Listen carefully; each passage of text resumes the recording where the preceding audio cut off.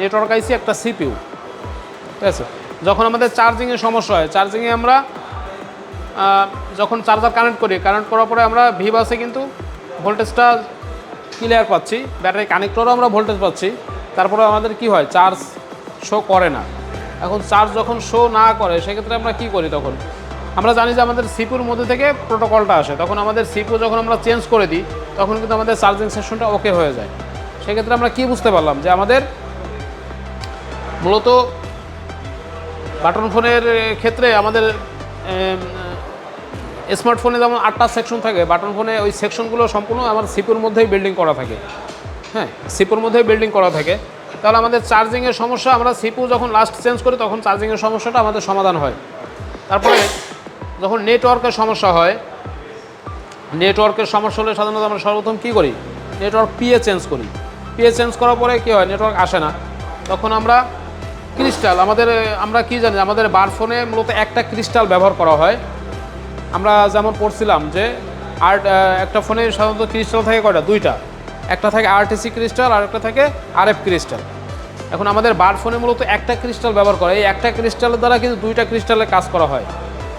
RTC crystal এবং RF ক্রিস্টালের কাজ কিন্তু একটা ক্রিস্টালই করে আমাদের বার ফোনে।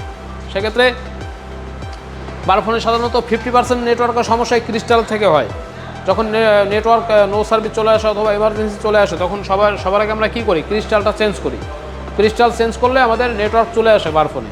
ঠিক আছে, এখন আমাদের পিএ চেঞ্জ করলাম, ক্রিস্টাল চেঞ্জ করলাম, তারপরেও নেটওয়ার্ক আসে না, তখন আমরা কি করি, তখন আমরা সিপিইউটা চেঞ্জ করে দিই। সিপিইউটা চেঞ্জ করলে তখন নেটওয়ার্ক চলে আসে।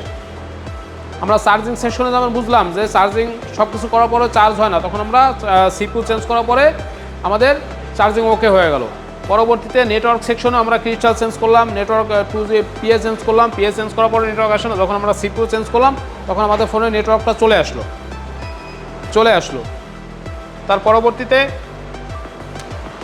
যখন আমাদের ফোনে অডিও বাজে না, অডিও যখন না বাজে তখন আমরা যখন সিপিইউটা চেঞ্জ করে দিলে তখন অডিও ঠিক হয়ে যায়, অডিও চলে আসে।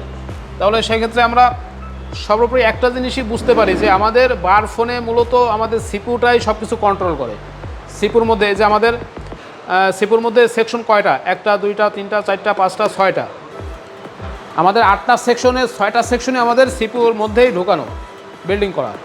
ঠিক আছে, তাহলে এক প্রকারে আমরা এইটাই বুঝতে পারি যে আমাদের বার ফোনে মূলত যত প্রকারের কাজ, সব কাজে আমাদের এই এক সিপিইউর মধ্যেই, যখন অন্য কোনোভাবে সমাধান না হয় তখন কিন্তু আমাদের শেষমেশ আমাদের সিপিইউটাই চেঞ্জ করতে হয়।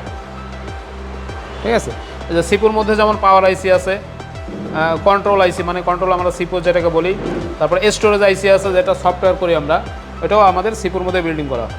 তারপরে আমাদের লাইট অ্যান্ড গ্রাফিক সেকশন আমাদের সিপিইউর মধ্যে, তারপরে অডিও সেকশনটা সিপিইউর মধ্যে, চার্জিং আইসি আলাদা আছে, চার্জিং আইসি চেঞ্জ করে না হলে তখন সিপিইউ চেঞ্জ করলে হয়ে যায়। তারপরে ব্লুটুথ সেকশনও আমাদের সিপিইউর মধ্যে। তাহলে এর থেকে আমরা কি বুঝতে পারলাম যে আমাদের মূলত বার ফোনের সর্বোপরি একটাই কাজ, সেটাও কি আমাদের যত ধরনের বড় সমস্যাগুলো সব আমাদের সিপিইউর মধ্যে থেকেই হয়। ঠিক আছে, তাহলে এই ক্ষেত্রে আমরা যদি এই কার্যক্রমটা বুঝতে পারি সেক্ষেত্রে কিন্তু আমাদের বার ফোনের সার্ভিস করাটা খুবই সহজ, খুবই ইজি ব্যাপার।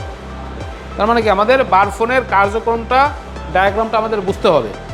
আমি যেইভাবে বুঝাইলাম এইভাবে যদি আপনারা বুঝতে পারেন সেক্ষেত্রে আমি মনে করি যত বড় ধরনের সমস্যা হোক না কোনো একটা বার ফোনে আপনারা সহজে বা ইজিভাবে সমাধান করতে পারবেন। বুঝছেন? ক্লিয়ার সবাই?